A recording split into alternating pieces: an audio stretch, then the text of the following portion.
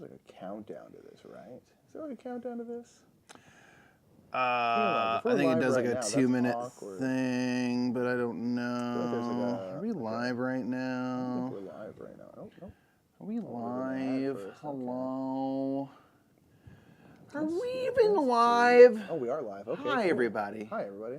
That's the fun thing about the internet. I never know You never know if you're live. I never know because a lot of times You know what we're doing, Nick? You know what it is? You know what that is, Nick? What, Mike? Time loss. Time loss. You know what it is? No, it's when you do a premiere, they have like a 30-second countdown. For some reason, I thought they did that with this too. That's not it. And then I was like, oh, you know what? I don't think they are. I don't think they do that for the live stuff. It's just live. We're not used to YouTube because. Listen, I'm not gonna lie. YouTube Live is trash, but we're here anyway. To do a Rapid Reviews, everybody.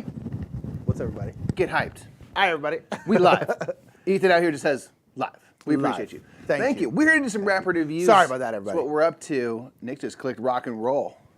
Nick Again, because I was like, oh, there's like a countdown. That's not for live stuff. That's for premieres. It's confusing. This is Rapid Reviews, folks. January 2022, first Rapid Reviews of the year. That's about this year. We've done a Rapid Reviews this year, but it was about last year. Do you know what I'm saying? Yes. I can't make it more clear than that. That's not the first one this year. Yeah. No, we did one for January. Yeah, that's what I'm saying, fool. Didn't the other one release in January? Oh, yeah. I'm confused. Catch up, man. Here we go.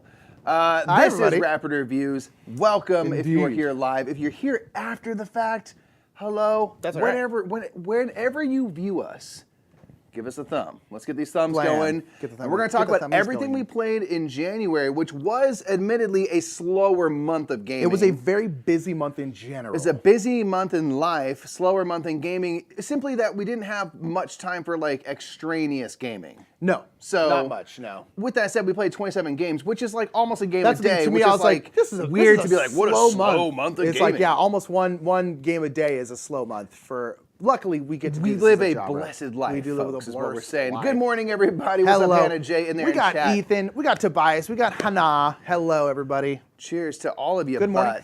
Yeah, so we did this live, like Mikey said. We did our whole year in review because we're like, let's do that live, and that way we don't have to try and edit it, which was great.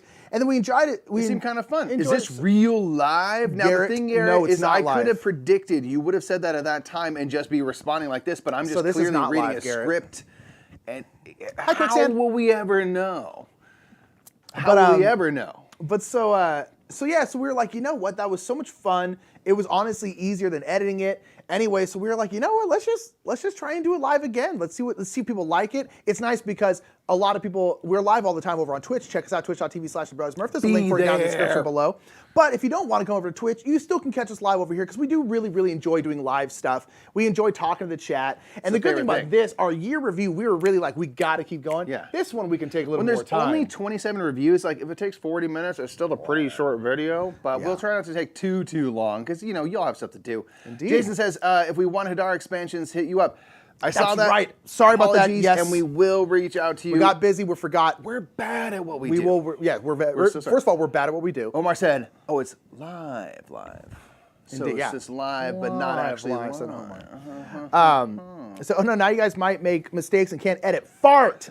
I would have edited that out. Can't do that now. You wouldn't have though, because we built a brand on us being fallible creatures. Yes, that's true. Unlike the rest of the internet, where they present only polished. Perfect versions of themselves. Not to We're get out here warts and all. Not to get too deep into like our philosophy towards YouTube and our brand and stuff like that. But there's a reason why we don't do scripted stuff. There's a reason why everything we do is very conversational. It really annoys some people. But there's a reason why we leave us talking over each other and why we leave in stuff of us stumbling because we're like how people we want it to feel like you're just hanging out with two dudes talking about board games, and it wouldn't be scripted if that was the case. And so that's why like our Rapid Reviews are this way. That's why our playthroughs, our game houses are this way. They're very just like, we want it to feel like you're just hanging out. And hanging out wouldn't be edited super heavily or scripted. So it's just like... We're not like the Kung Fu like fight movie where like there's 50 people waiting one at a time to punch somebody. It's like, we're more like the style of our films that we appreciate, Jackie Chan films, where it's all at once. Yes. Everything's at once, and you never know when someone's going to hit you with a chair or a ladder. That is why Jackie Chan... Jackie Chan's the best. Let's talk about some board games, Nick. We played 27 board games this Brady, month. First time live. Thanks for being here. Boom. Thanks for being here. If you like us live here, you're going to love us live at twitch.tv/TheBrothersMurph. It is infinitely better than YouTube Mikey, though, Live. before But we talk we're about happy our that you're games. here. I'm not trying to dog this, Indeed. but I am trying to dog Before we YouTube. talk about our games, in Rapid Reviews, we always talk about our new patrons because it's a review of the month. And so we're reviewing all our new patrons. If you want to check out our Patreon, check out the link in the description below. We're actually going to be adding some new stuff. We have some ideas for stuff that we're going to do. And so check it out over there. But nonetheless, Mikey, we got a couple new patrons. We got Andrew Jack. Thank you so much. Appreciate Brian Kirshner, I believe. We got Variant Hex. Appreciate you. We got Thomas P. Vickery. Appreciate you. And then Oberon Naga. Thank you so much to all our new patrons. Again, if you want to check out our Patreon, support us. It really, really makes our life, literally pays for this studio. So thank you so much. Yes. Link down in the description below if you want to check out more. Thank you, everybody. But yeah, Mikey, shall we get in? Let's talk about some board games. Like I said, 27 new games. What we're going to do is start off. Sorry, Not 27 new games. Some of them are new. Lord. All the new games are going to be in the kind of first half, and then we will transition to the old. So the first new game we played was, spoilers, Legranja, the Deluxe Master Set. What'd you think, Mike?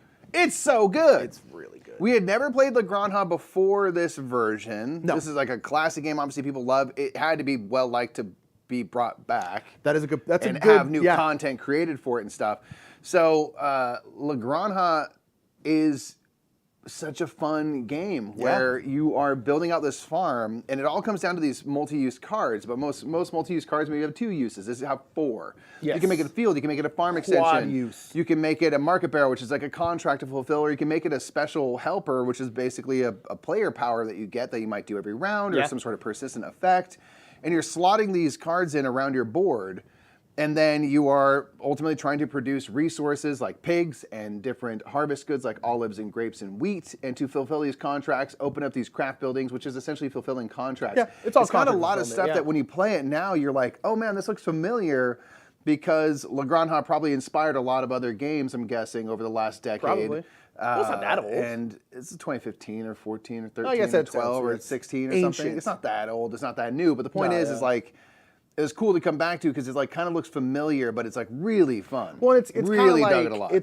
We're talking about this a little bit later. Mike got to play Ark Nova. You're talking about like the fact that it's like it's kind of a bunch of stuff from a bunch of different games put into one game. Legranja kind of feels in a similar way. Feels that way. I really like it. I honestly would have been happy just playing the base game forever, but there's so many different little modules. They're modules unlocking are more great. every day on their Kickstarter, which I think is still live right now.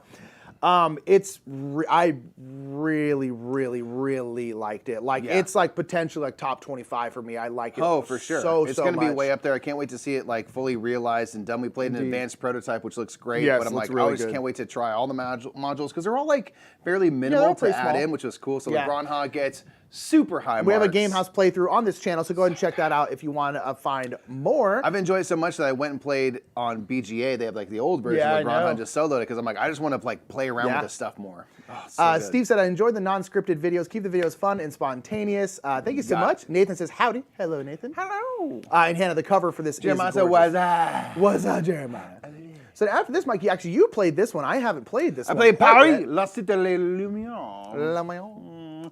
Paris, the city of lights. It's a 2-player game about Paris. It is a 2-player game about Paris from DeVere Games. This is a couple years old. There's actually an expansion that we have that's coming out for this. And it's a 2-player game, so I'm always intrigued by 2-player games. We both are. If it's a game where it's like, this is for 2 players only, I'm like, I want to know more about it. I find that it's just intriguing. I'm going to want to know more. I could care less about a game, and then they say it's 2-player only. I'm like, well, let me think about this.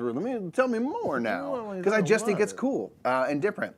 So this is a 2-player game where you are basically playing out. There's 2 halves to the game. It's a very quick game. In the first half, you're playing out these tiles. We each have 8 tiles that go into the board box. And you're going to create these cobblestone streets, essentially, that are going to have orange, blue, or purple, which is wild. And so if I'm orange, I want to create large areas of a lot of orange. You would want to do the opposite for blue, and then hopefully have some purple that we can either use. And there's also these street lamps. And the other thing you can do in the first half of the game is you can basically collect these building tiles, which are polyomino shapes. In the second half of the game, once the cobblestones are built, then you're going to put out those buildings and make use of these action tiles, or these cards rather. And so it's all about getting things kind of put out, laid out, the foundations of what you're going to build, and then building those things. And all the buildings need to be next to street lamps, so if the street lamp shines upon it, it multiplies the value of that building. So it's just a spatially puzzly thing that's super cool. And there's these 8 actions you can use, and then in the base game there's 12 actions, so you can swap in, so you don't have the same exact actions. And then the expansion, which I haven't tried yet, is just like 8 more actions, but they start getting like crazy. Really? You have like the Eiffel Tower, so it starts building up in a 3D fashion and stuff. And just in terms of like it seems cool. Stuff. It's super cool. I love the back and forth. I like that you have the kind of the first half and the second half. It's like actually a really fun challenge to try to build the cobblestones in such a way that you can then put your buildings out and stuff and deny your opponent. So really good game. It plays very quickly. Yeah. 2-player only. I really like this game. Yeah. And I'm like, man, with that and now the expansion, you only ever choose 8, and you can just start shuffling in. Like there's a lot of variety there because those actions are pretty different, and they might open up different scoring opportunities or actions you can do. Super cool game. I really enjoyed it, and it's beautiful. The art is amazing. Yeah, it looks gorgeous. All the action cards are like postcards, and when you use it, you flip it over, and it's just beautiful art. It's all like it's all famous. It's like the Moulin Rouge and stuff, famous landmarks from Paris, which we've been to Paris, and I was like, oh yeah, I saw that. There, you know? It's a really good game. I was really surprised by the game. I really liked it a lot. Jeremiah said, loved your gaming history video at the Geek. Yeah, over on Board Game Geek, we did a top 10 games that got us into the hobby. And some were like old games, like from our childhood. Some were like newer games. So it was a cool. We talked about the fun, ancient games list. and then the modern board games that pulled us in as well. Yeah, it was a fun list to create, which was pretty darn cool. Oh, see, you played. I played. You played more stuff than me. This. Well, you were busy packing and moving. I was. Stuff. I didn't have to move this. I moved yesterday and the day before actually. Yeah. So I'm in my new apartment now. But my month has been mostly me getting ready to move. And when you weren't moving, you were stressing about it. Yes, so that takes up time. Freaking out a little bit. I played Voyages. This is a print and play game, roll and write game that was on Kickstarter that we backed. And now there's like different maps and stuff. And so I played a couple games with a buddy of mine. And this is a game where you are basically going around, you're, on a ship, and you're going around this map of islands and different things to interact with. And you're going to roll dice to determine which direction your ship goes, how far it goes, and then the third die will kind of be put to duties, which is, depending on which kind of map you're playing, will do different things, might unlock powers or give you points and things. It was a really fun roll and write game. I really enjoy it, and the fact that they have different maps and there's kind of a really good kind of community backing leaves me excited because we played one map which was kind of like straightforward, and then the next map was completely different in terms of like you can unlock like powers now, and you can like fight ships and stuff. And I was like, man, this is really cool. But the core mechanisms of like rolling the dice and stuff are fairly simple. And you're kind of just trying to, it's kind of a good puzzle because you want to like land on stuff specifically. It's not enough to just like pass through something. You need to land on a spot with a thing to interact with it most of the time. So it's actually kind of like a tough puzzle. You can mitigate your dice rolls and stuff. I really enjoyed it though. I thought it was like, I'm this really is really excited. solid. We were going to try and play it. We were playing a different game we'll talk about later. We were going to try and play it on the same stream. We ended up not getting time to, but I do really want to try it. Because it's one you could play with an unlimited amount of people as well. So we'll be playing this on stream. Good community support. Check it out, twitch.tv/BrotherMurph. Check it out. Voyages, really fun though. Jason talking about Legranja said, good to hear. Seems like a fun game. Multifunction cards are my favorite. Yeah, Legranja is great. Nathan said, I'm excited to see you guys in person at Dice Tower West. I said, I would love to play Ark Nova or Gutenberg with me. Of course, whatever game you want. Either one of those. I really want to play Gutenberg. Me too. And I really want to play Ark Nova. Mike's going to talk about Ark Nova here in a second. And then Hannah was talking about the game's great because you can play it anywhere since the play area is within the box itself. I think you're talking about Paris. Yes. I'm like, it's a fairly small footprint as a result. And I just love the using the box itself to the box is this deep, but it's only actually this deep because it's just inset. It's super cool. It's a really good package. Really, super cool. And it's small too. Small games for the win. All right. Voyages was really cool. And now we get to Ark Nova. So Mike has played Ark Nova. This is 3 games in a row Mike's played that I haven't. I haven't played Ark Nova because the only way for us to play right now is digitally, and I refuse to play it digitally because I don't like playing big games digitally generally. It's really like soured my taste on some big games. I don't want them to have an Ark Nova, and I'm just like, I'll just wait. This, surprisingly, for digital is still not gonna do it. No, I know. But it's and this I think it bodes well for the game itself. Yeah. It was pretty easy to implement digitally. Which is huge. So I was like, okay, and for being once such a I big play game, it physically, then I'll play digitally if I need to kind of thing. But like first time I want to play it. I do not want to play it digitally. Totally understand that. I don't want it to sour my I haven't been this excited about a game in a long, long time. I don't want anything to sour it. What's up, Abe? How heavy is Legranja? Not super heavy. Mid. It's not crazy. Mid-heavy, but not heavy. With 4 ability, really like 2 of the abilities on a card are things that you really are going to take time to consider. but there are 4 ways to use each card. So it could grind your brain I could up also a little see bit. it getting pretty long if you're playing with like AP people because each card does have 4 options. So I'd be wary of that. Mike and I don't really think about anything really when we're playing games. We just kind of play.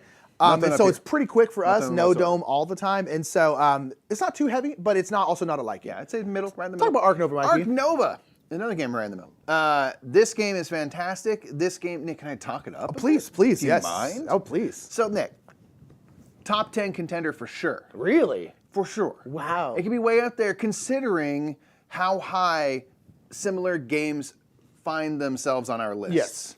All right, so Ark It Nova. seems like it's up our alley with a theme that's very up our alley. Very much so. It know? seems like this definitely feels like a game that is in a lot of ways built for us, and there's a lot of other people Thank that feel you, that designers, way. for building this game for us. Ark Nova is a game, and I'm not gonna lie. When I first saw the cover, I was just like, I don't know, but that seems zero interest because I didn't know it was like What? Really? I don't know, man. Like I was just Animals? like, No? but I didn't know it was like about running a zoo, and I Either was way, like, but still about animals. yeah. Oh, but see, don't I saw know. the cover and I was like, I don't know what this is, but I want to play it. I was just a little bit like, what is this? But now it's about running a zoo, and you are trying to basically get animals into your park. You are trying to play scholarship cards and stuff because you need scholars and donors and things like that, which will give you. Sometimes they'll give you, like, when you play this kind of thing, you get this bonus or what have you. They might give you some amount of income during there's break points in the game where you get income and stuff. They might give you income. There are conservation projects you can play. And it's all about kind of getting your cards out and stuff. And you use these 5 actions. You can build enclosures and things, or you can do the sponsor thing to play those sponsor cards, or you can play animal cards by taking the animals action. We need to have those enclosures built up. So there's a very nice mishmash of a lot of stuff. You have like some tile placement and spatial things with how the enclosures fit, and you're covering up bonuses. We like bonuses. You're going to be going up certain tracks and stuff, your reputation, which might give you better perks or access to better cards. So you're kind of bumping a couple tracks and stuff. You have the conservation side, which gives you points, I'll say, and then appeal. Every time you put an animal in your park, it gives you appeal because people are like, look at that tape Makes here. sense. That's cute. And that people like that. Sells tickets. And you're trying to cross your 2 tracks. Yeah. But you can do it like in kind of like Rogers of the Ganges, where it's like, I could one focus way. really heavy on conservation efforts, which definitely eat up more of the spaces. They're more valuable, but they're also harder to achieve. Or I can try to go for a ton of appeal and get there that way. And both ways can work. In my first game, I did more conservation. This time I did more appeal, and I got my tracks crossed. I won a game, I lost a game. It just mixes together a little bit of worker placement. There's that little bit of Terraforming Mars where you have tags from animals. People are constantly comparing it to Terraforming Mars. You get tags from animals and stuff. And sometimes you need to have like a North American animal to play this one, or you need to have played a carnivore to play this thing, or the sponsorship will give you benefits for having played a bunch of herbivores. So maybe that gives me, there's all these directions. The thing I enjoy about this game is that I feel like there's a lot of things you can do that are going to be good. Yes. And it's about like, all good well, options, how right? good can I make it? Yeah. But I never felt in my 2 plays where I was like, I don't have anything I can do that's good. Yeah. There's always something to do. Maybe it's not what you hopefully plan, because some people are giving it a minimal knock, a nitpick about like, well, there's some card draw luck. And I'm like, Of course. that's true. Same in Terraforming Mars. Same in every card every game ever. Same in every single game. And trust me, it does get Just a thing. annoying. Sure. It's like, yeah, but you in can this get one, I screwed. never felt as trapped. Whereas Yeah. like sometimes in games of Terraforming Mars, you're like, I have all this titanium and no space tags. Yeah. I can't come It's like, across cool, the I space can't tags to do save my anything life. with this, yeah. Here I found it easier to like get cards and stuff, and I'm like, In any the game with action cards, you're going to selection have this system- luck. Yeah, the you action can just draw selection- exactly what you need. Yeah, the action selection system is super interesting because you have these 5 actions, and the longer you kind of wait to use it, and as you use a card, it'll kind of slot down to your number 1 space, or numbered 1 through 5. And the higher the number is, basically 4 or 5s and stuff, are more valuable. You can do a better version of actions than if you have a 1, 2, or 3. So you're kind of cycling your actions. There's just a lot of interesting stuff. But it, like, for me, because it used things, it seemed familiar. And so, like, as we were kind of learning, I was picking it up, and I felt like I know exactly how this is going to work. Yeah, totally. And that was like really exciting. So Yeah. Ark Nova rips horde. I'm so excited to play it in IRL. I think it could definitely be a top 10 game. Of all time, yes. Hannah Of was all asking, time. yeah. Of all time. Robert said the cover is generic and not in a fun way like Eyewitness Fantasy. I so disagree. I think the cover is outstanding. I think it looks great. I think it's clear. It feels very nature-y to me and conservation-y to me. Maybe it's just me, but I love the cover. I just didn't get a feeling when I saw that that has anything to do with running a zoo. That's fair, but like in retrospect, now that I know what the game is, now I get it. But to me, I love it. And I'm curious how the art will work because it's not art, it's pictures. Yes, but they are appealing pictures, unlike a Terraforming Mars, where it's kind of like, what are you doing? The clip worst art? stock Are photos these photos ever. Yeah, these pictures are at least appealing pictures. Yes. But they are like pictures of animals. And they do use photos on the cards. Personally, with this game, I actually don't mind as much because it's about like zoos, and it's like, you could have someone draw all this. Remember we had those. Not magazines, but like what were they called? They're like in a binder. Yes, I know. I can't remember what they're called. It's kind of like that. It's just pictures of animals. Yeah, which is great. Good iconography. The iconography is backed up with like writing, so it says like this is what you need to do. There are some moments in that game where it's gonna be like you're gonna be a little bit in a glossary about like what's this do? Yeah, that's how it is. Like though. honestly, the kind of the nuts and bolts iconography of the game is fairly intuitive. Yeah. It all makes sense, and I was at the point where. Many times as I was learning, I was able to say like, oh, this means this, right? And my buddy's like, yeah. I'm like, got it. So that's always a good sign. Yeah. Master Yoda said, Murphs, have you played Noosefjord? If a feast for Odin is your favorite dinner dish, Noosefjord is like your favorite appetizer, smaller scale, but it's a tight delight. I have played Noosefjord, and I quite like it, and I agree with that assessment. I think that's absolutely right. I think it's a taster of a similar thing. Yeah, I think you'd like that one. We should give it a go. Yeah. Kyle said, is this live Rapid Reviews and not on Twitch? Yes, it is live. We're on YouTube. We only do this live on YouTube. We're here to recruit people to Twitch. Listen, if you're here. Some real talk right here. If you're here, we're going to be fully open about it. I'm going to tell you this right now, as we had this last time. You're not too old for Twitch. You're not too old for Twitch. You're not too old for Twitch. It's not just for teens and tweens. Sure. Right? It's for immature adults like us, too. Boom. It's super fun. Come down to Twitch, twitch.tv/TheBrothersMurph. If you follow right now, you will see an alert pop off right here. We will give you credit for following. You will see an alert for Twitch right here. It's the easiest thing in the world. Use the same email that you use for everything else that you don't want emails from. And in the meantime, get the best girls in the world from a bot. Hey. While we deal with that, Now Bar says, trying to learn Arc Nova from the rulebook was tough without the pieces in front of you. I think I totally understand that. There are a lot of pieces. When you see it kind of in front of you, I think it really kind of goes like whoop and gels, which is nice. Hey, see Natters? See what Natters did there? Follow us on Twitch. It's way better than YouTube. Follow him right there. For live stuff. Just pre-ordered Arc Nova. Rip! Let's go. We played Mountains Over Molehills. This is one you have played. I have played. I'll let you talk. I'll talk for a minute. Sorry about that. Yeah, I'll talk for a second, I guess. Mountains Over Molehills. This is a game by the Omp. We played on TLN, which is a kind of a big marathon we do. Hey, look at that! See how fun that is, Master Yoda. Thanks for the follow. If you're watching this, it's not live. You too can. You also get. You won't get credit here, but you will get credit when we stream. Brant, by the way, so Brant said Arc Nova was already in his top 10. Brant, you're the greatest person alive. It's so good. It really is so good. Please teach Shakespeare to Eric Suze and Mandy Dysar West. They will love it, and you two will do a great job teaching that. I would love to. Hey, Powerwall, thanks for that follow. Appreciate you. Join us for live Tuesdays and Thursdays. Look how fun this is. 6 p.m. Mondays at 11. It's great. I would love to. It'd be great. So we play Mountains Over Molehill. Hey, look at that. See, look, how much fun is this, everybody? Oz Belmont, appreciate you for the follow on Twitch. Hang out. We'll be live tomorrow. I'll be live tomorrow playing something solo. It'll be fun. Yeah.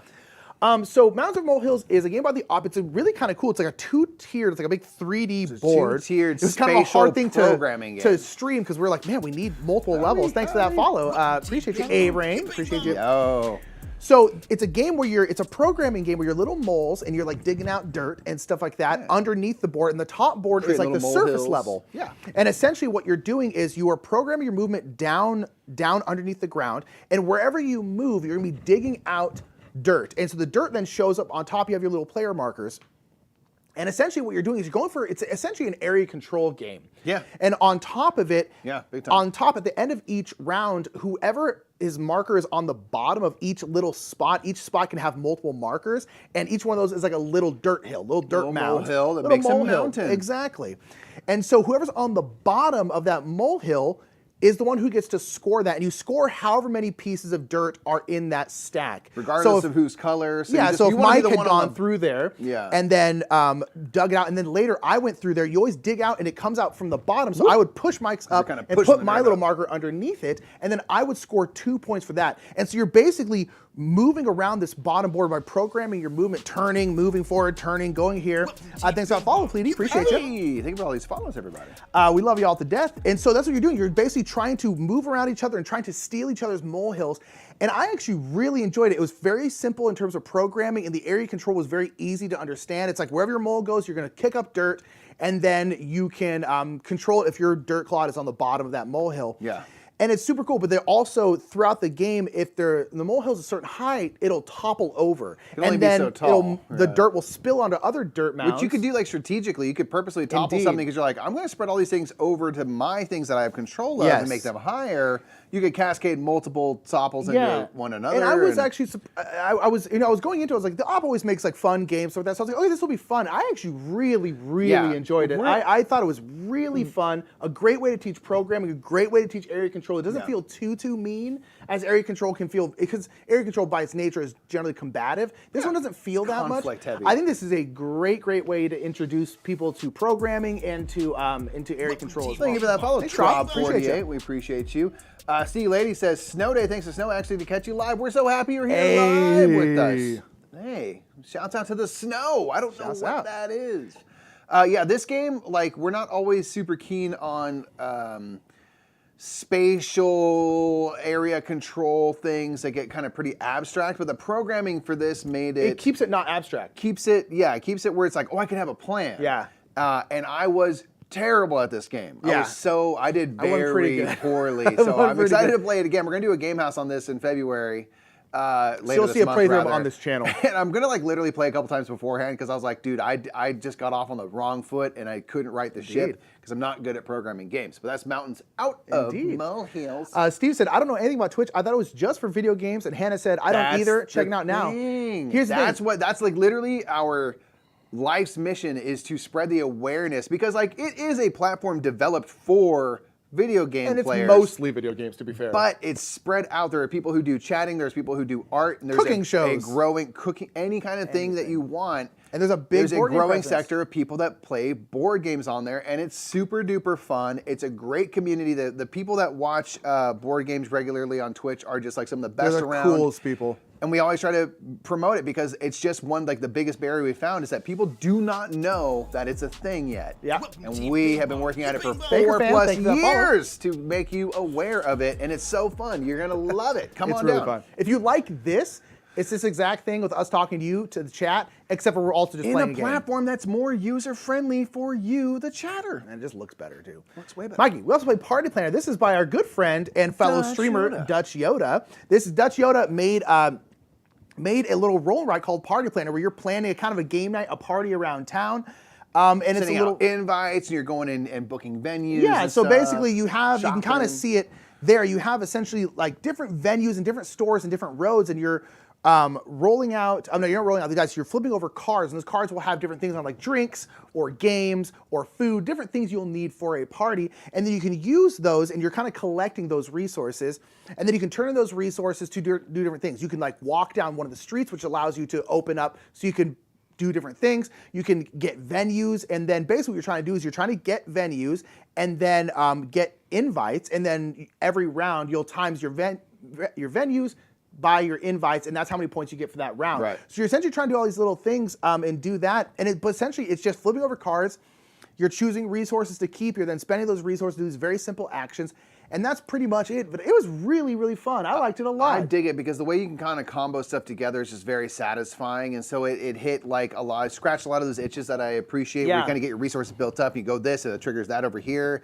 Which gives you this free venue, which is going to give you this over here. It was a little print and play that he did a little Kickstarter for, and it was like, it's great. There's different maps. You can party plan on the moon. Like 3 different maps at this point, and I think he's coming out with more maps. It's a fun little game. I liked it a lot, and again, it's going to be available. So I think maybe like print and play arcade or something like that. He's going to make it more available. So if you miss the Kickstarter, definitely give it a go because it's it. quick and goes down smooth, and it's really really fun. And it's just like cool to have a friend who like made a game and see people enjoying it in the world. It's just like really Dutch kind of started off in our chat and hanging out with us, and then started streaming himself, and then it's a really cool thing. Dutch is amazing. Dutch is the bomb. We played Sink or Swim. This was probably one of the biggest surprises I've ever had in a game. That's exactly what I was going to say. Yeah. This would probably top a surprise games that surprised us list. Which we're probably going to do again this year at some point. Yes. This game is about putting together a synchronized swimming routine, and it's a loose theme to say the least. Yeah. But you're playing out these cards, and you basically have tasks. And if you're thinking about it in terms of thematics, it's like you doing the different moves of the routine, and we have to be synchronized. So we have to all accomplish the tasks, and we're doing this in a real-time fashion. So while Nick's doing that, if I'm over here doing this and I'm going like that, it's not synchronized. We're not the same. This is not the same thing. I don't know if you know, but this is not the same thing. So you're going to get kind of increasingly more difficult tasks. And the thing ramps up nicely because in the first one, we have these cards that are going to have numbers and colors and stuff. Very simple stuff. Thank you for that follow. 2, Power Builder 1.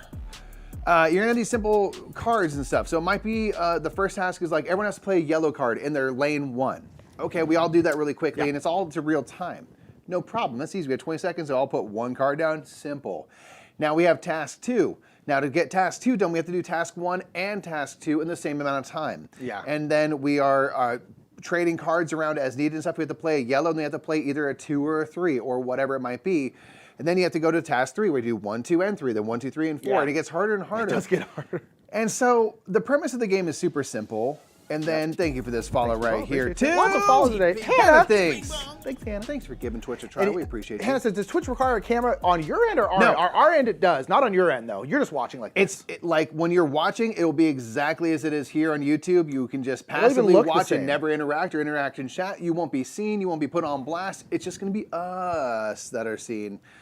So it's very, very chill and easy and stuff. But in this game, like because of the real-time nature and you're having to pass things, you really have to communicate, and it gets harried really quickly. And we are actually having a blast. We had and dying so much laughing fun. play. I laughed so hard. It when was playing. the most fun I had playing a game in a long time. Yes. Just sheer like laughing, silly I fun. was shocked. Yes. And I don't know if you brought the camera, if you I was too busy synchronizing my swimming. Yeah. But throughout the game too, like in a round, you will get like a twist. And the twist then changes right. stuff up. Where also now like halfway through the rounds, it was like also now you're not allowed to talk anymore. Yeah. And so then it became like, or like there was only like one person could talk, but that was it. And that little twist made the game so much even better because then it made it more difficult and just more silly and fun. And it was so great, kind of like much party fun. game. Yes. Like party adjacent game. But I was like, man, this is astonishing how much fun it was. A hoot. Was utterly shocked by that. That's Sink or Swim.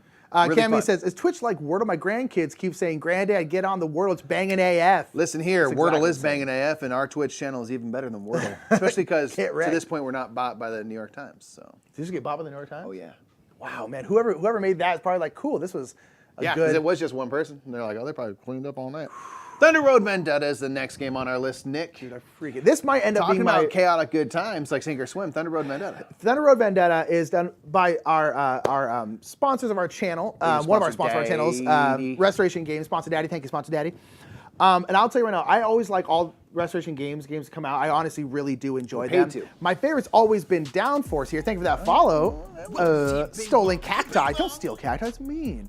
This is my favorite Restoration Games game. Basically, since it came out, I really like Downforce, but I think Thunder Road Vendetta might end up being my favorite of all Restoration games. It is so mumuch fun. So this is a game where each person has like 3 cars, and you're basically racing to the end of the track. And there's different kind of road boards that you'll kind of be putting out and taking ones off and putting one out. You're kind of going down this kind of straight road. And but at the same time, you are constantly like shooting at each other. Thank you for that follow. Appreciate you. Cold Deck 45. Appreciate you. And you're like shooting at each other, and like you have a helicopter can come in, and it's just chaos because you can also like slam into each other. Yeah. And when you slam into each other, your cars will then pile on top of each other. Literally stack. And then you have to roll out these dice, and the dice basically say which car, top or bottom, is going to move in a certain direction. And so it might be the bottom car moves back left, but there's another car there, so that car then slams into that car, and you have to do the whole thing again. You can literally have like a 10-car pileup. Oh my gosh, and it just gets so insane. And then you also can get damaged. If someone shoots you, you get damaged. When you damage, you might get like dazed, which means you just have to roll the movement die, and your car is just moving around. Yeah. You can get blast off. You can just blast off the board. Off that hit someone else. There's so many crazy things that can happen. And this is one of those games, it's kind of like Fireball Island, where like, It's silly fun. It's honestly a very good game. But on top of that, the main thing is like this is supposed to be just chaos and fun. And you need to go into it with that mindset. If you're going in like really trying to gamify it, play something else. Play some Agricola. Play something boring. Like if you're going, and it's like Fireball Island. Don't try and min-max Fireball Island. Throw fireballs in someone's face. Go for max chaos. This is one of those games where it's like you just got to get into it. But if you get into it, I honestly think it is maybe my favorite Restoration Games game. I think it's absolutely incredible. Fun. I'm super excited for the expansions, which we haven't really played with. We do have the Chop Shop one, which is a little bit of the other ones with like the big rig and stuff, we don't have that. Oh my gosh, I'm so we just did a game that came out on Monday for it. It was a super chaotic game, even with just 2 people. Yeah. And when you have like 4, it's going to be more bananas. I can't wait. And then with the expansion, it goes up to 5, and I'm like, I want to play 5 players. Oh my gosh, I really, board, I absolutely adore this game. Fun. I really love it. I think it's so much fun. So Robert says, going back to Wordle, it sold for the in the low 7 figures. So seems like that person who made Wordle's doing okay. Oh my gosh, that's incredible. Should have been a 5-figure buyout if they were truly about that Wordle life. So I watched both of your playthroughs, and now I'm super excited for the game. Well, thank you so much, Robert. And Steve says it was a blast watching you play this game. Yeah, and then Jeff said, thanks for the Thunder Road playthrough. Looks awesome, like Downforce on steroids. Watching you guys play me made back on Kickstarter. Well, good, I'm glad. They don't play similarly like Downforce, but they're both racing games with cars. It's as if it's what happens where Downforce exists in the world ends, and people still want racing, and then now Thunder Road have. It's just a continuation. It really, It's the post-apocalyptic sequel to Downforce. God, that's a good quote. It's a good quote. Yeah, it's so fun. So much because I just always get wrapped up in thinking of like how these cars are flying through the air, then a missile. Because you can win by winning the race, or you can win by being the last person standing. So it's like, it's great. So much fun. It's really fun. Gosh. Nick, lastly of the new stuff, we played Viscounts of the West Kingdom, which we have played before, but we played the 2 expansions specifically for Viscounts of the West Kingdom. We played the Keeper of Keys and Gates of Gold expansions. Yes. We played them both separately and then both together. As Nick was pointing out, we did a game house where we played it with all in one, and you can absolutely add both expansions together in one to play. And these were both expansions I quite enjoyed. Yeah. I probably would, like, people have asked, like, which would you choose if you chose one? I would choose Keeper of Keys as like the definitive, like, best one over Gates of Gold, but that's not a knock on Gates of Gold at all. They both add really interesting things. Keeper of Keys adds, in Viscounts of West Kingdom, you always have a starting hero town. They're called hero townsfolk, and they're like, you get one to start the game with. They're always really good. And they're always like really cool. And so in the Keeper of Keys, it gives you access to those townsfolk throughout the game where you can get multiple of those hero townsfolk. And they have like wild powers. Like they're strong, typically, cards. And so it's like cool to have access to more of those. I love that. And then you can notch in these chests at the bottom of your player board, which might give you abilities, but they're all based on the cards that are above it. Well, my thing is like the chest just opens stuff up because it's like it might be like, hey, if you have like a hammer in this spot, that hammer can be used as 2 crosses instead. Boom. So it just kind of like opens up the game even more. Gives you a little bit of flexibility. Nice. Yeah. It's really cool. Both expansions are great. In the Gates of Gold, you have these outsiders that you can get, which will give you endgame scoring. And your manuscripts are a little different. The manuscripts work a little different and stuff.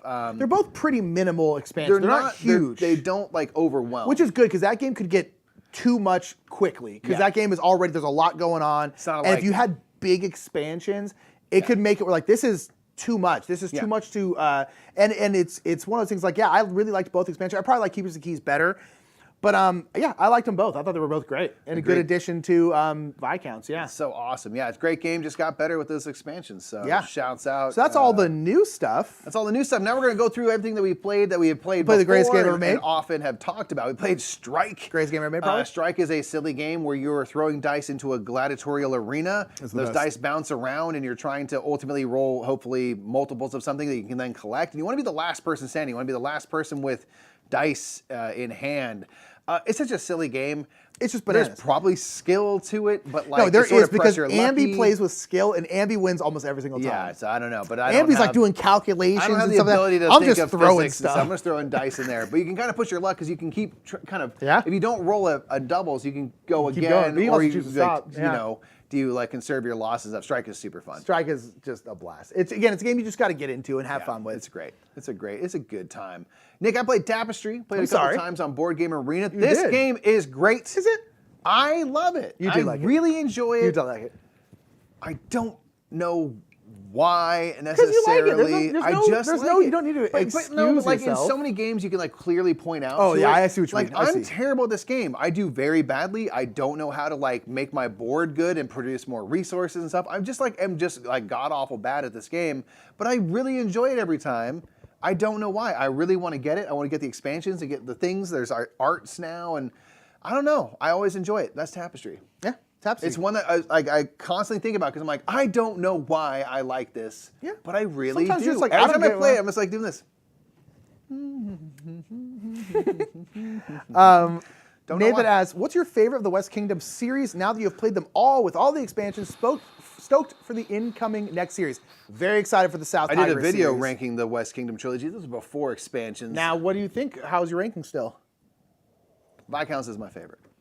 Wow. By a hair over Paladins. Okay. I still like Architects. Architects, this is not like a low mark, but Architects, Paladins, Viscounts. I like Architects. I love Paladins and Viscounts. I'm probably, honestly, my favorite's Architects, and Paladins and Viscounts are probably tied. If I had to choose, I'd probably choose Viscounts. Viscounts is smooth. But for me, they're very like, bop, bop, bop. I'd probably say Architects, Viscounts, Paladins. Sure. They're all pretty there. I still like Architects the best. I don't know why. I just do. I think I'm the only person who likes Architects the best, but I like Architects the best. I don't know. I really enjoy. I like worker investment games. Yeah. Whereas this is a It's fun to game keep where hitting the same thing again and nothing again. is ever blocked off for the most part, and the more workers you put in a spot, the more valuable that spot gets. I really like that. Coal Baron is a game that does that. I really like worker investment spots. Actually, no, Coal Baron doesn't really do that. Coal Baron is just not blocked off. There's kind of a there's no increasing costs. Like I really love that concept of like worker investment. Like if you really go heavy into the forest, you then get a ton of wood. I really like that. Yeah. But then this one's also got the fact that like people can round up your people. I just think I really enjoy it. And so that one's from first time we played it till now, it's still my favorite. What's up, Linnea here? Hi, Linnea. And Cold Deck says, Tapestry, bought this a while back, haven't had the opportunity to open it.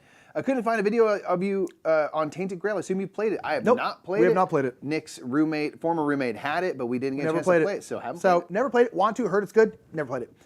And so can Uwe Rosenberg make a Thunder Road Vendetta expansion? Thunder Road Vendetta Gas Road? I'm down. Just glass blowers, and just like going through the fjords. They're just blowing up like bombs and things that put on the old Thunder Road. Quicksand said Viscounts is on my must list now after watching your videos and streams for the Kickstarter expansions. It's really good. Yeah. It's so good. Ooh, what do we got next? So that get while you answer the chat. Brant said, I'm all in on Paladins and pass on the other two, but I play any of the 6 with you guys anytime. Brant, we'll play anything with you. That's interesting. That's totally fine, though. Yeah. Mike, we played the new Carpe Diem. We played the new Carpe. Finally, when we show this cover, it's the version we played. We actually have played this one. It has some quality of life upgrades. Basically, it makes it into a playable game, an easily playable game. Hello, Aaron. Hi from VA, from the Vatican? Wow, I didn't know they had like YouTube there. That's crazy. Fancy, I dare say.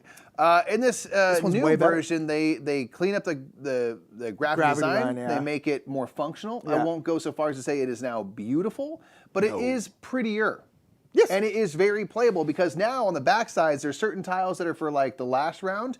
And before it was dark green and darker green. And now it's black and white. Literally, they made it black and white. Ain't no one not gonna be able to tell those colors apart, that they are at least different colors. And I'm like, thank you for doing that. Make it as clear as day. It's the back of a tile, which you famously don't see when you play the game. Holy crap. And I was just like, thank you, thank you. Yeah. Most obvious decision ever. They sure did. They fixed it up. It looks a lot better now. It does look really nice for what it is. It's not again, when we say it's like not a beautiful game, because it's like, it's not like trying to be like. But the theme is also not. What are you going to do with that theme? Exactly right. It's like sort of farmish and stuff. And I'm like, so it does a great job of doing that now. It's a themeless game, really, is what it is. Yeah. So now the difference in this Carpe Diem, the old one, definitely the art is better. It's not like it's worse. But the thing is, the old Carpe Diem was legitimately difficult to play because of the art and the graphic design. Yeah. It is no longer difficult to play. It's still not the prettiest game ever, but it's not functional. Hard to play because of the way it looks. And with this game, and like what it is, like I only need it to be functional. It is plenty good enough. The cover I think is beautiful. I think it's really cool and kind of like stark and stuff. I think it's cool.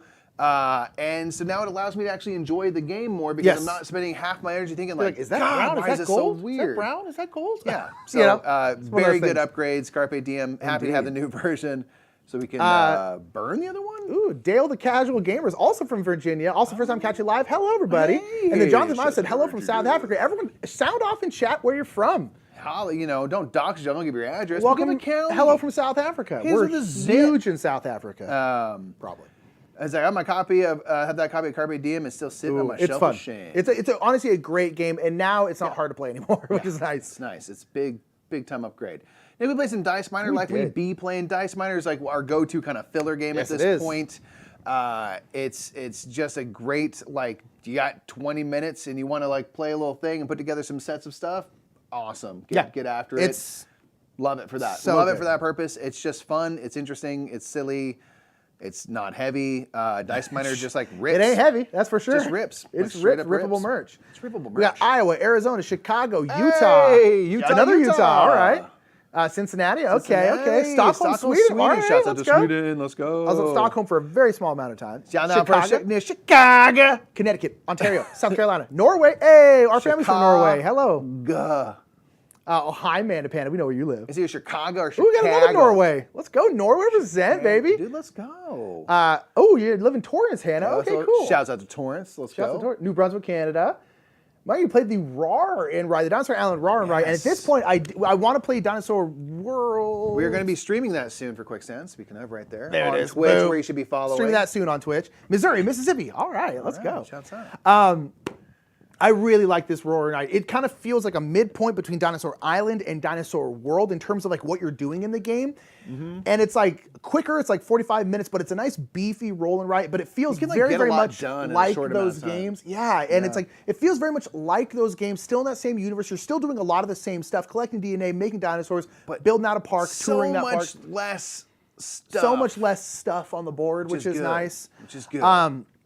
It's really, really great. I like it a lot. And it's also nice because in the game, you'll have specials, you have buildings, kind of like in a normal game, but those specials and buildings will switch out. So every game is also different. So there's also variability. It's not like a lot of roll and writes tend to be, this is fairly static. That's it. Yeah, it's very static. The only difference is what do you roll this turn? Which is fine for most roll and writes, but because this one is bigger, I do think it's important they do things like that. Yeah. And they did. So now it's we're just going to randomly choose three buildings, randomly choose three specialists, and go from there, and that can really change up what you do. And I just think it's outstanding. I really think we want to play. We've only played Dinosaur World. Haven't even played a full game of it. A couple times, yeah. And I think I'm going to like Dinosaur World more than Dinosaur Island, but I think the Roar and Ride will probably be my favorite of them all, honestly. I think it's so too. Really cool. I think so too. It's just they did a really good job with it. I'm like, man, this is great. It gives you a lot of Dinosaur World vibes in a short span. It does get a lot of done in about an hour, at the max, really. Indeed. We got Mexico, Mikey, South Carolina, Portland, Wyoming, Toronto, Belgium, Quebec, Canada. Let's go. Halifax, Nova Scotia. From another Bologna, Utah, Italy. another That's Iceland. I want to go to Iceland real bad. Me too. I got Dice Miner coming this week. Hope my daughters like the beer dice. They're fun. It's a fun game. I hope you enjoy it. It's just simple. Yeah, it's so good. Just goes down smooth. Ooh, from Italy too. All right, what's up, everybody? Hello. Italy, man. Thanks for signing off in chat. That's super cool. Cheers. Yeah, we appreciate you. It's fun. It's fun to. Oh yeah, it's always great. I mean, think about this. Not to get all but we're all sharing this virtual space from around the world simultaneously. It's freaking cool, man. Yeah, the internet really cool. once in a while is pretty dope. This is Explorers, folks. This is Explorers, yeah. So this is a game by Praise B. Praise B. Phil Walker Harding. It's our first Praise B on the list. Usually we have more Praise B. This Praise so B. Good, Phil. Here's some Praise B's in chat for Phil Walker Harding. Praise B is Phil Walker Harding. If you ever know, if we say Praise B, we're talking about Phil Walker Harding. A cool little game. How do you end up getting the stuff you write down? Is it cards or dice? I can't remember. Get stuff that you write down? To mark stuff off. Oh, it's these tiles that will have one or more land types. That's what it is. Yeah, these tiles. Yeah. So yeah, you're map tiles. You're essentially marking off. You have the map tiles. You flip them over, and they'll give you a type of land, like mountain or water or grass. And you choose, and whoever's the active player chooses one. The other people get to choose the other one, right? Basically, you can choose. If I choose the same one you do, I get to do less stuff. We played this at the beginning of the month. It was my first time, so I'm trying to remember. I get to do more, but you can choose both. That's right. So And so you're essentially marking off different land types. You always kind of have to go adjacent to wherever you were. So you're kind of building out these like kind of routes and stuff. And you're trying to cross off stuff that's on your board, and they all have different scoring abilities. But it's nice though because the scoring can change from game to game. Also, the tiles that are in your little board can rotate and move and flip out. There's and all 8 of them. You're only going to use 4. You can rotate, flip them. So it's always different. But it's one of those games where it's like you're just crossing stuff off a board. Super and it just simple. works. It just works. Super simple mechanically. It's like intuitive. It's just like if you're next to a thing, you can do that. There's some bonuses you can cross off. Super simple. Phil Walker Harding was put on this planet to make board gamers. I swear to James about it. Like, he makes games that are just, you can get into them easily. They're puzzly and fun. You can do some combo stuff, but they're not hard to understand how a turn works, which is so great because now I can think about like, well, what do I want to, we always say like, I don't want to think of like, what can I do on a turn? I want to think of what should I do on a turn. Yeah. Because I know my options. Now I just get to play with the strategery of it all. Yeah. And Explorers is really fun. It's all dry erase stuff, which is great. So you can just, you know, you're not wasting paper and things. Super excited to play this again soon. We'll be streaming this at some point, probably in like March. Probably. Or so. Waiting for it to come available from Ravensburger. But we have copies of it. It's really great. There's an app as well. I really enjoy the app. Yeah, that's right. You should absolutely play the app in the meantime. Great game. Like it. 3 Utahns represent. Ooh, Giannis said, I'm in board games new, so I'm new to board games. I want to buy a worker placement game. What do you recommend? Let's start you off with the greatest game of all time.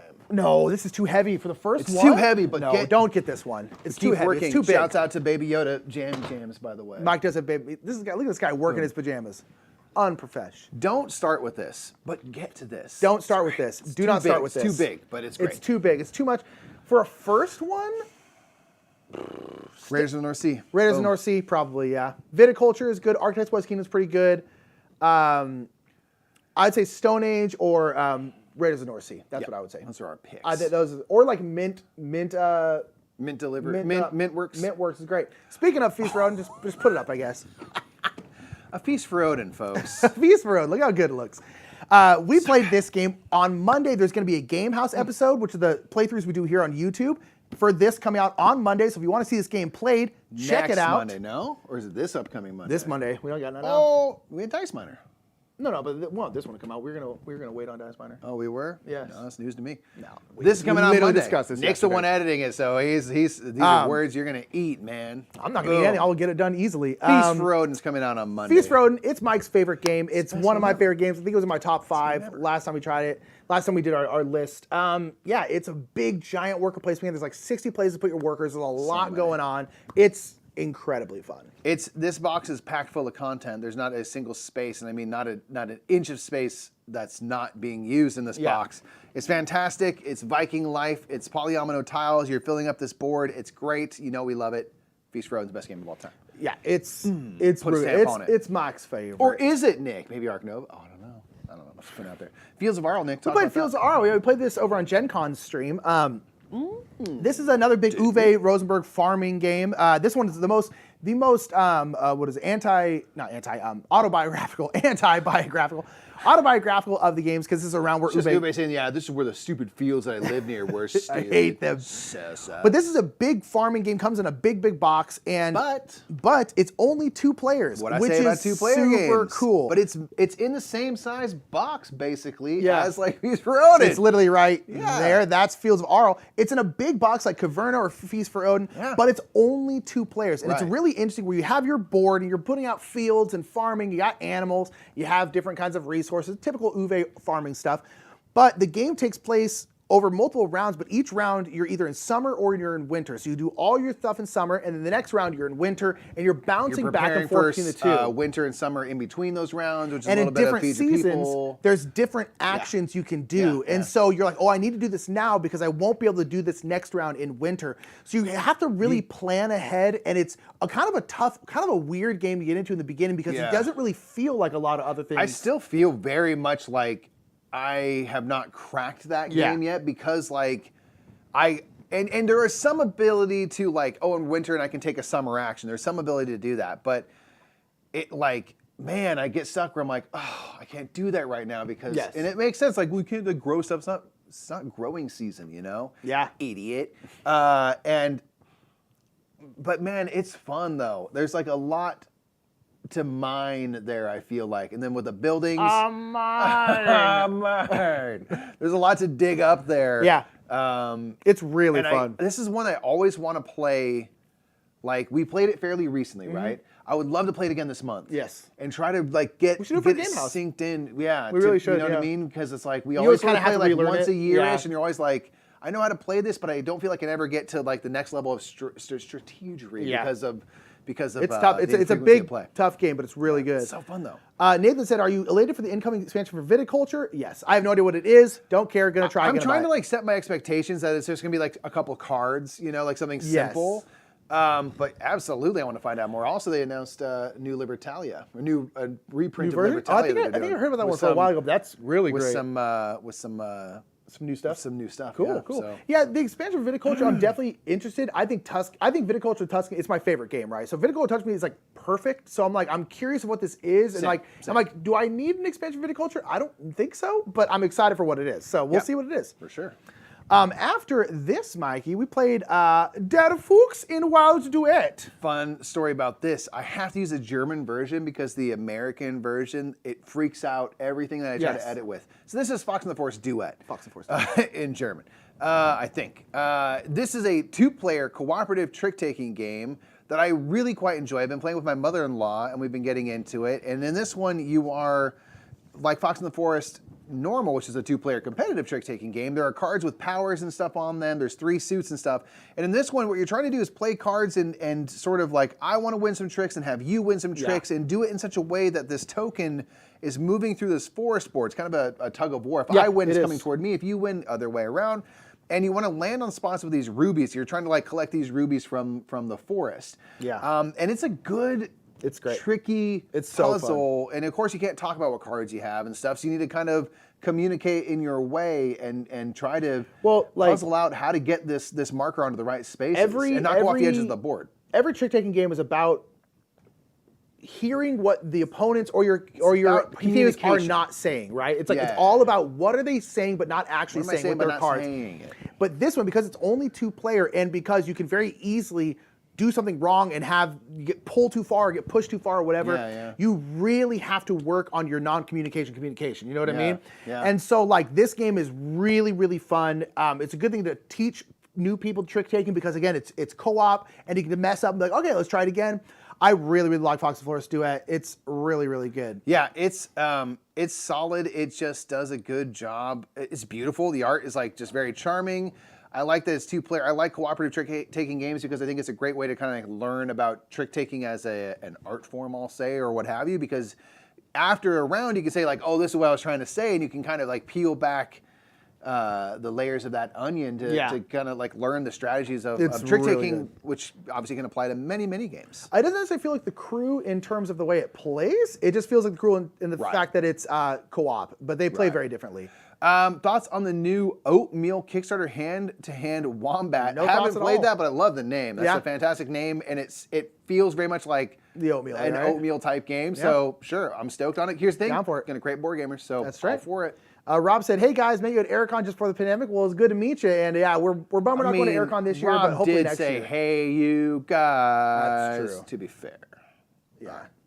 What's your favorite welcoming game to people that just started in the hobby? Mine is Dixit or Strike in Las Vegas. Those are great picks. I like a King Domino type thing. My favorite is Carcassonne. Carcassonne. Strike is really fun. So like I think that's a great pick. Yeah. If you're going silly fun, Strike's hard to beat. Yeah. We played Hanamakoji, Mikey. This is another 2-player game, head-to-head game. We spun our Wheel of Fillers for this one. Yes, indeed.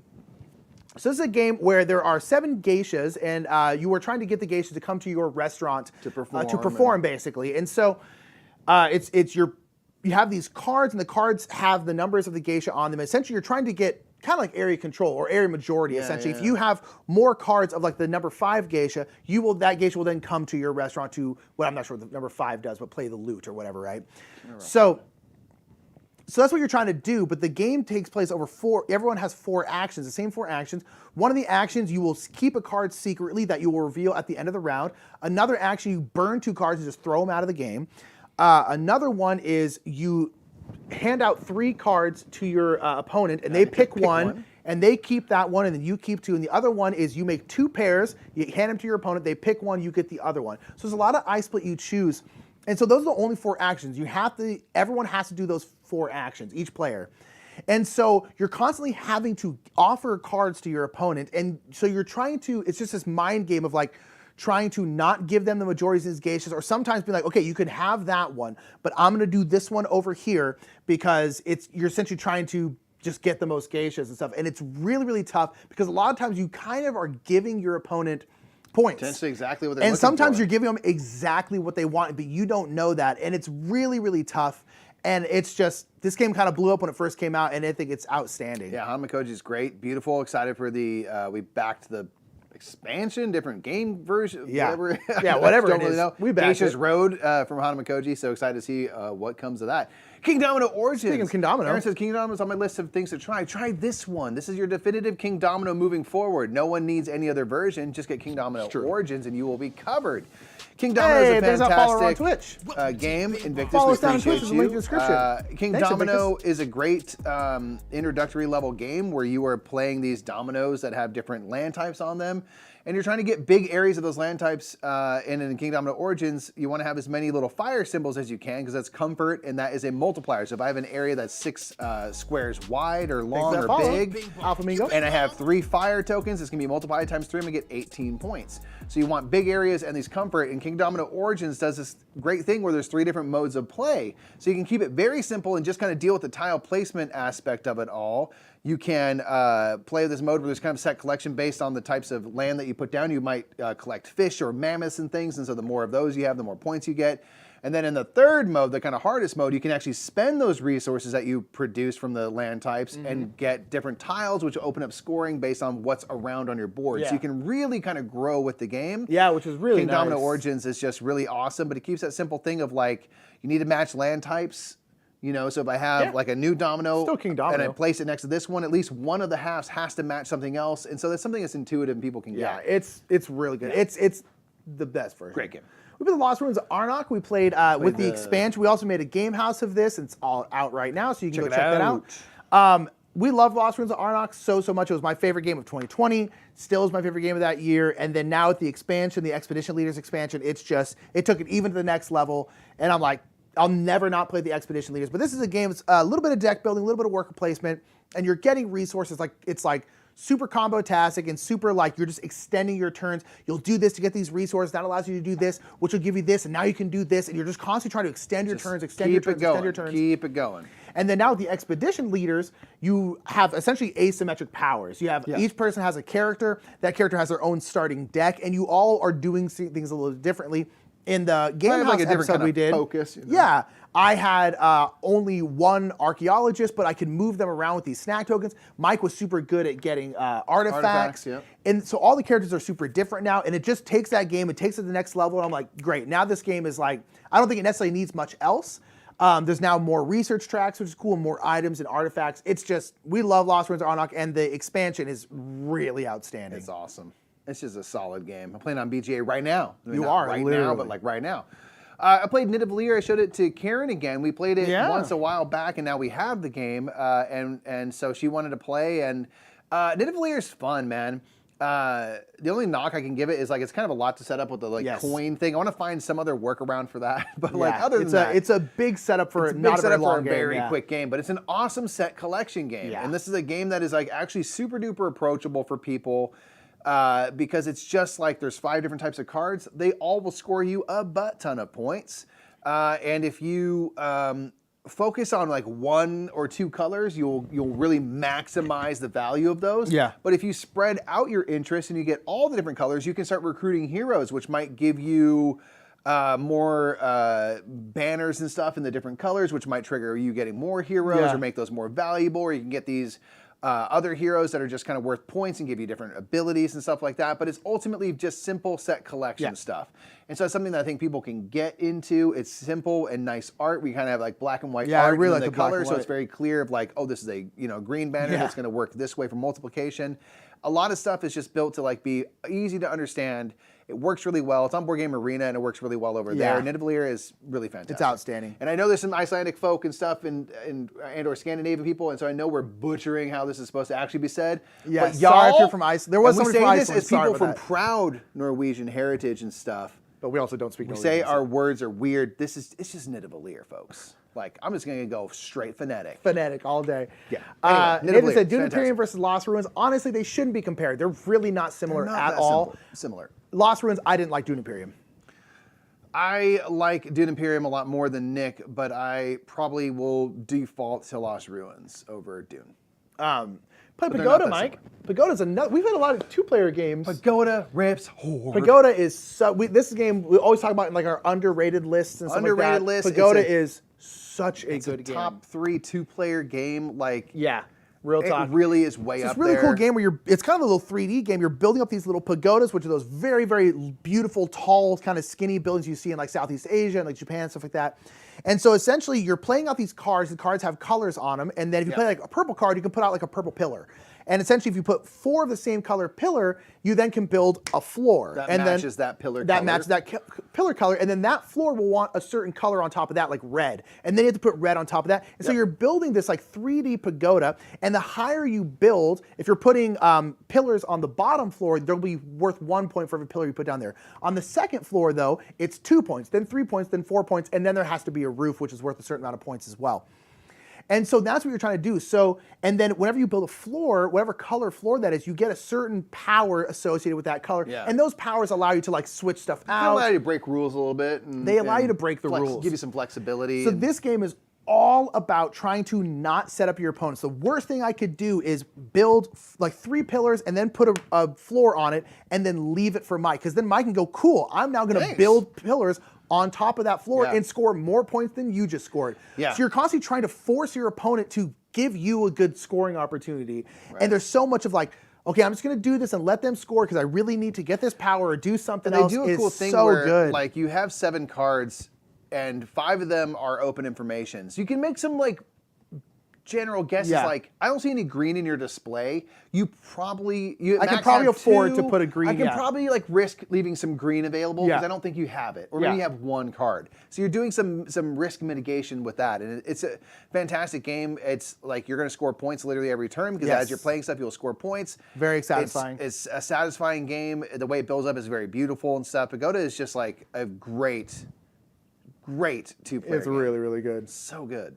It's so good. So solid and simple. Aaron said, you have a favorite button shy game? I think the only one I've ever played is Tussie Mussy, which I really like, but I've only played Tussie Mussy. I like En Vino Muerte, I think it is. Button Shy is one, like Jordan Plays Blue on Instagram, you should follow if you haven't, does a lot of coverage on the Button Shy games, and they're all these little wallet that go in your pocket games.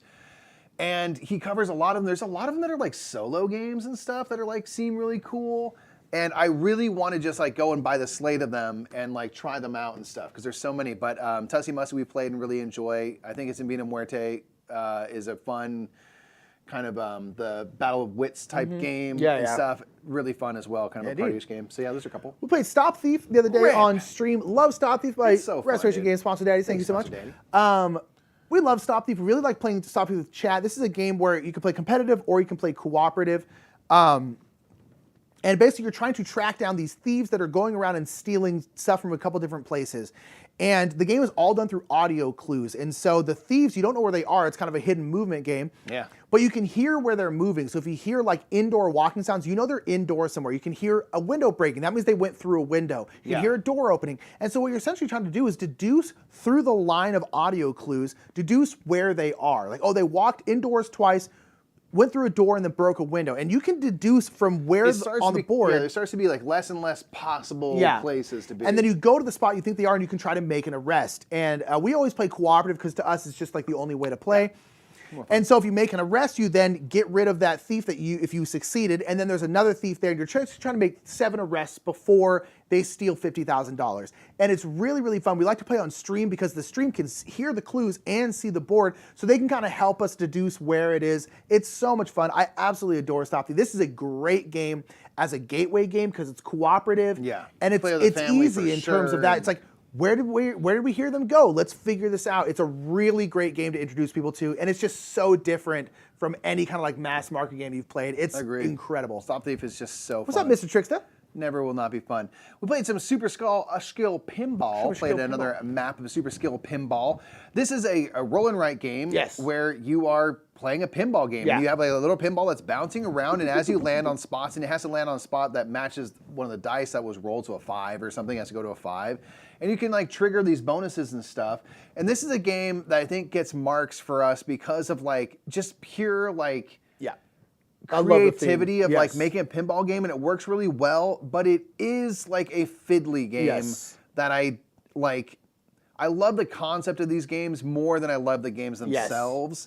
And we have both versions of Super Skill Pinball. And we haven't played all the maps, and I want to play through all the maps and stuff, but every time as I'm going through the game, at some point I'm like, man, this is like just a little bit harder to play than I want it to be. I agree. I agree. It is a game that for us we'll always love because of the theme. I think it's such a clever. Theme is so awesome. I think it's such a clever roll and write. Yeah. But yeah, it is just fiddlier than it probably should be, and it's really cool with all the different like arcade games that you can play. It's so cool. But yeah, every single time I'm always like, this is a little bit fiddlier than I want it to be.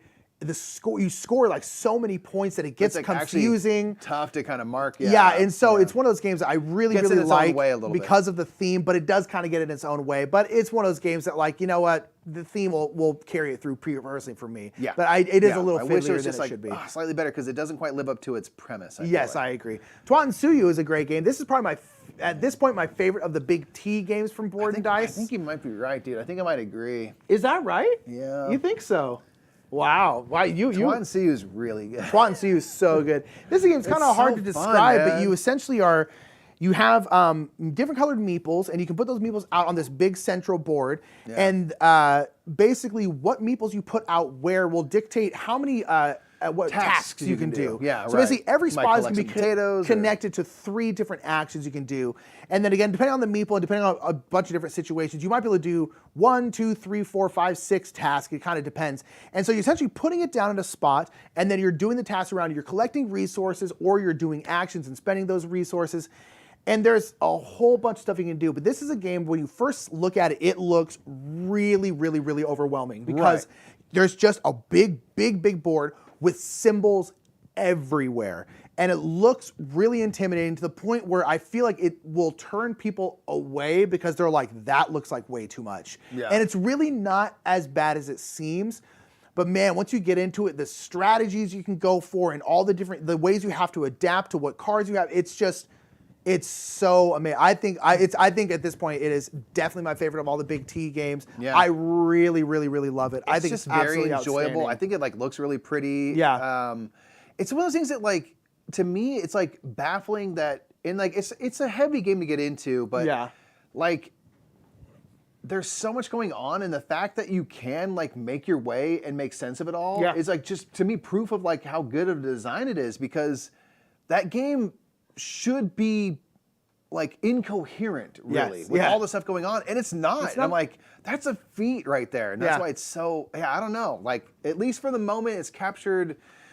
Every time we play it, I'm always just like, dang, this is good. It's so fun, you know? I really do. Is just, David Turczi, man, respect. Crushing it. Respect. Hannah said, been trying to find Pagoda. Is it out of print? I actually do think it is out of print. I think it might be. Which is a real unfortunate because I think it's outstanding. It's a good game. We played Terraforming Mars Ares Expedition. Which is, to me, is the best version of Terraforming Mars. I agree. I have no interest in playing normal Terraforming Mars anymore, honestly. I'm into that. Like, we have the app, and I'm like, I'm good with probably playing it that digitally and playing Ares Expedition physically, and like being perfectly content with that moving forward. Yeah. My wife got about me it every month. Yeah, it's like dual layer overlays for the boards and stuff.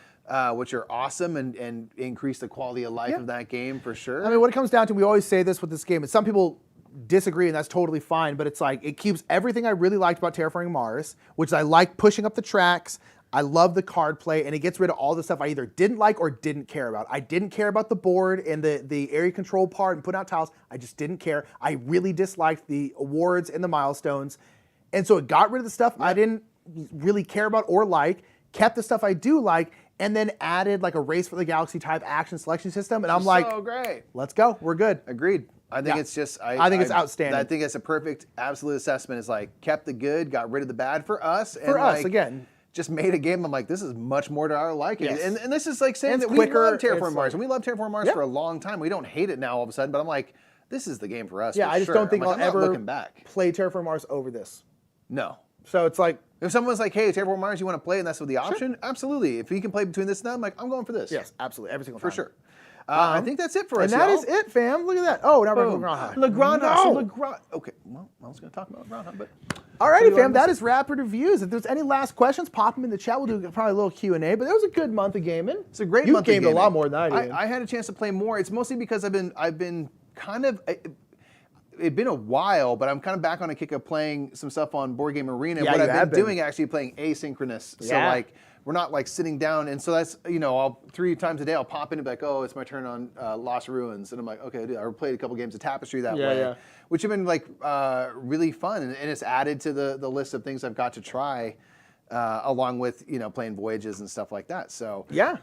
it's a good month of gaming. We have a great month up ahead. Yeah. February will It's a little undoubtedly slower provide in terms of our a in little terms of bit. We're not what stuff we have to do, which would be nice. Yeah. We'll probably have more time to play games. Not to mention, I just live closer to Mike now. I Nick, just moved. Nick just moved, so like drop I some live. Congrats to. I used to live over Nick. an hour. Now I live like 50 minutes away. So that'll be nice because we can actually hang out more.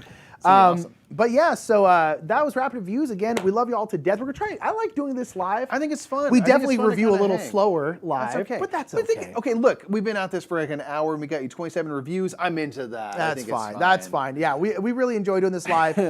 So it's usually the first like Wednesday or Friday or Monday of the month. We'll try right and let around y'all there. know a little earlier.